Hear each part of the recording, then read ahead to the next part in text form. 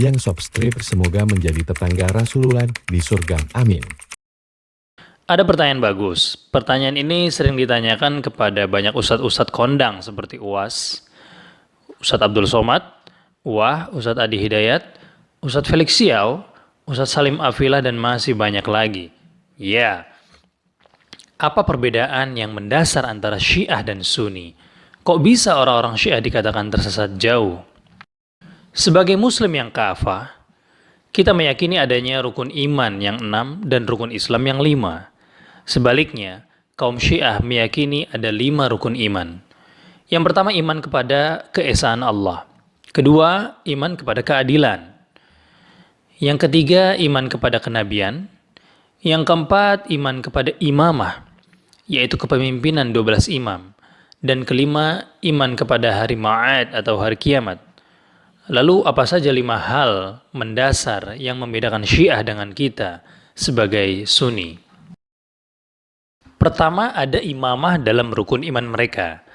Imamah ialah keyakinan Syiah bahwa kepemimpinan Ali dan keturunannya dari garis Husain merupakan pokok-pokok keimanan, seperti beriman kepada Allah Subhanahu wa Ta'ala, beriman kepada para malaikatnya, beriman kepada kitab-kitabnya, beriman kepada para rasulnya, dan beriman kepada hari akhir. Kok hampir sama dengan Sunni? Bedanya dikatakan tidak sah dan tidak akan diterima oleh Allah Subhanahu wa Ta'ala iman seseorang Muslim di dalam Syiah jika dia tidak beriman kepada Ali atau tidak beriman bahwa Ali adalah khalifah yang ditunjuk oleh Allah Subhanahu wa Ta'ala. Demikian juga halnya dengan 11 imam keturunan Ali bin Abi Thalib. Barang siapa yang berani menolak hal ini atau meragukannya, maka dia adalah kafir mutlak yang akan kekal di neraka. Seperti inilah riwayat-riwayat yang tercantum di dalam kitab Al-Kafi dan kitab-kitab lainnya yang mengupas masalah akidah mereka. Atas dasar inilah, sebagian besar kaum Syiah mengkafirkan ahlu sunnah wal jamaah secara umum, bahkan para sahabat Nabi radhiyallahu anhum. Hal ini dikarenakan akidah ahlu sunnah berbeda dengan akidah mereka. Bahkan ahlu sunnah tidak mengakui akidah seperti ini dan menganggap bahwa akidah ini adalah batil dan dusta atas nama Allah Subhanahu wa Ta'ala dan Rasulnya. Yang kedua, Mushaf Fatimah. Kaum Syiah meyakini bahwa Al-Quran yang dipegang kaum muslimin telah disimpangkan oleh para sahabat. Gimana? Aneh nggak sob? Sehingga tidak semua ayat Al-Quran masih otentik. Beberapa ayat telah diubah dan sebagian besar dibuang para sahabat. Karena itu mereka mengakui sebagian Al-Quran yang dipegang kaum muslimin dikutip dari kitab Usul Al-Kafi karangan Imam Al-Kulaini itu sudah tidak otentik sama sekali. Jadi banyak ayat Al-Quran yang sudah tidak bisa, yang tidak relevan, yang tidak bisa digunakan dan tidak bisa diandalkan lagi. Syiah memiliki Al-Quran versi lain yang tidak ada dalam Al-Quran yang beredar di tengah kaum muslimin pada umumnya. Jumlah ayatnya 17.000. Ada 2 keterangan yang mereka sampaikan. 1. Al-Quran itu langsung diturunkan kepada Fatimah. Yang kedua, Al-Quran itu diturunkan melalui Nabi Muhammad SAW. Kemudian beliau berikan hanya ke Fatimah. Oh gitu ya. Hebat juga ahli sejarah Syiah ya. Jibril itu salah sasaran. Seharusnya disampaikan kepada Ali bin Abi Thalib, namun disampaikan kepada Muhammad SAW sehingga Al-Quran ini tidak otentik karena tidak melalui jalur Ali radhiyallahu anhu. Hanya saja keyakinan ini hanya dimiliki sekelompok Syiah yang ghulu. Wah, kalau ini benar-benar kelewatan ya sobat MMC, sampai standar malaikat Jibril saja jadi korban akidah sesatnya. Ya nggak peduli mau Syiah Rafidho atau Syiah yang ghulu, kayak ini sudah benar-benar pelecehan akidah kalau menurut Mimin ya. Oke, kita lanjut yang ketiga. Apa sih perbedaan antara Syiah dan juga Sunni? Yang ketiga, hal yang mendasar adalah mereka mencaci para sahabat Rasulullah. Yang gak kalah dahsyat ya, mereka mengkritik, mengecam, dan akhirnya berani mencela sahabat-sahabat Nabi serta merendahkan martabat mereka. Na'udzubillah summa na'udzubillah. Apabila mereka menyebutkan salah seorang sahabat, katakanlah Abu Bakar, Umar, atau Aisyah, bukannya mengatakan radhiyallahu anhum, radhiyallahu anha, atau radhiyallahu anhu, semoga Allah meridhoinya, untuk mendoakan mereka, tetapi justru mengatakan la'natullah alaihim, la'natullah 'alaiha atau la'natullah 'alaih. Semoga Allah melaknatnya.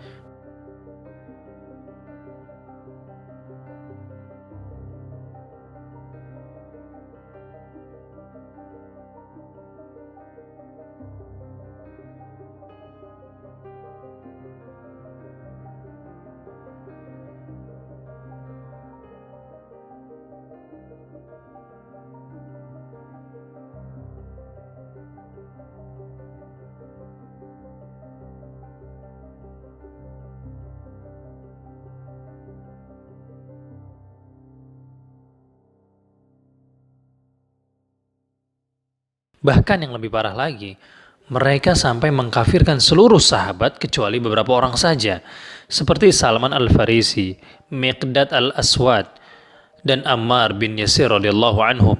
Untuk mendukung pemikiran ini, mereka juga berani membuat hadis-hadis palsu tentang kejelekan sahabat tertentu atas nama Rasulullah Shallallahu Alaihi Wasallam. Naudzubillah, summa naudzubillah. Kalau kita pakai nalar, berpikir logis, padahal ketika mereka mencela sahabat, secara tidak langsung mereka juga telah mencela Rasulullah. Nah, sekarang pertanyaan seperti ini. Gurunya sahabat itu siapa? Rasulullah SAW. Kalau mereka kafir, berarti yang mengajarkannya pun kafir juga. Karena agama seseorang itu tergantung pada agama teman-temannya. Seseorang bisa dicela gara-gara temannya, karena temannya itu sesat atau menyesatkan. Secara tidak langsung pula, mereka telah mencela Allah Subhanahu wa Ta'ala. Allah telah memilih dan mempercayakan risalah yang paling utama kepada Rasulullah. Oleh karena itu, kita meyakini bahwa celaan kepada para sahabat adalah kedustaan besar, permusuhan kepada Allah Subhanahu wa Ta'ala dan Rasulnya dan juga syariat-syariatnya.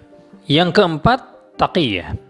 Al-Mufid dalam kitab Tashihul Li'tiqad berkata, taqiyah adalah merahasiakan al-haq atau kebenaran dan menutupi diri dalam meyakininya, berkamuflase di hadapan para penentang dan tidak mengusik mereka dengan apa saja yang akan menyebabkan bahaya bagi agama dan dunia orang-orang Syiah.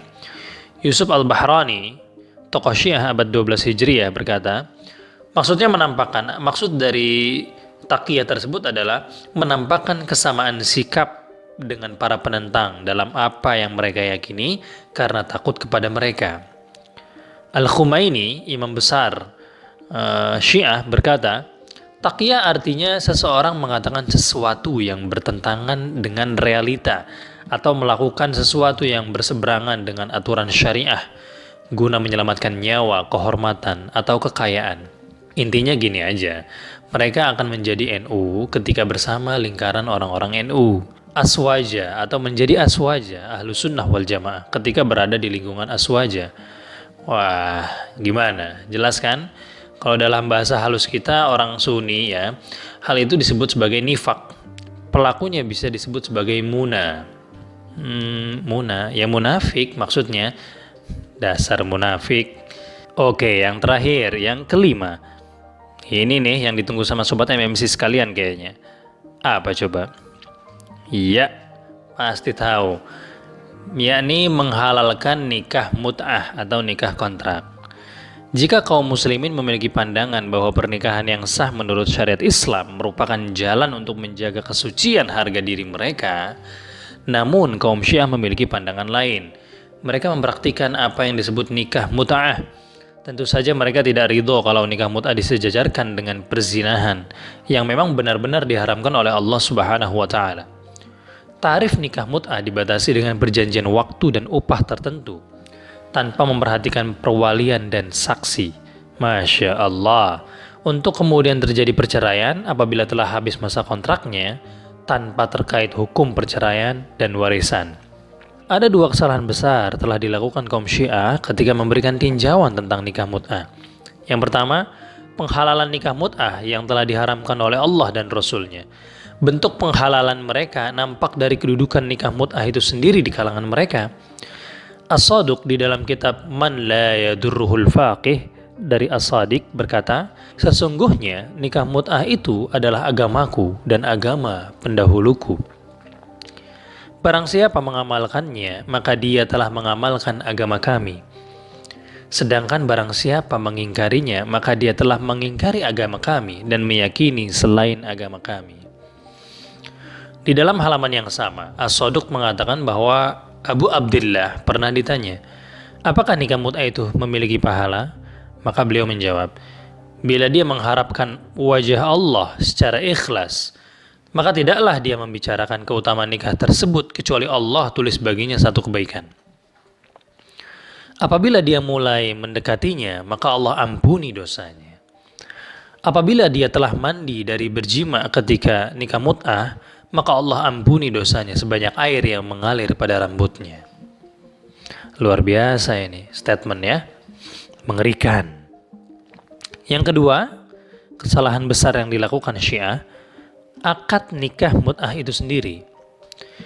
Di dalam Al-Furu' min Al-Kafi, kitab besar orang Syiah, karya Al-Kulaini, dia menyatakan bahwa Ja'far As-Shadiq pernah ditanya seseorang, apa yang aku katakan kepada dia, wanita yang akan dinikahi, bila aku telah berduaan dengannya? Maka beliau menjawab, engkau katakan aku menikahimu secara mut'ah, berdasarkan kitabullah dan sunnah nabinya. Namun engkau tidak mendapatkan warisan dariku, dan tidak pula memberikan warisan apapun kepadaku selama sehari atau setahun dengan upah senikahi dengan upah yang aku berikan atau dirham demikian dan demikian. Engkau sebutkan jumlah upah yang telah disepakati baik sedikit maupun banyak. Apabila wanita tersebut mengatakan iya, berarti dia telah ridho dan halal bagi si pria untuk menggaulinya. Sekarang pertanyaannya, kira-kira jika mereka imam-imam mereka diajak bernalar dengan benar ya, apakah mereka rela istri, anak, perempuan mereka diajak untuk nikah mut'ah? Hari ini dinikahi dengan tarif, besok pagi diceraikan. Kalau saya sebagai laki-laki, 1000% saya akan menolak. Karena itu tidak masuk akal sama sekali. Wa iyyak na'udzubillah. Summa na'udzubillah. Sobat MMC, share video ini jika Anda merasa mendapat manfaat, karena sebaik-baik manusia di antara kita adalah orang yang paling bermanfaat bagi manusia lainnya. Khairun nasi anfa'uhum linnas. Wallahu a'lam bishawab. Wassalamualaikum warahmatullahi wabarakatuh.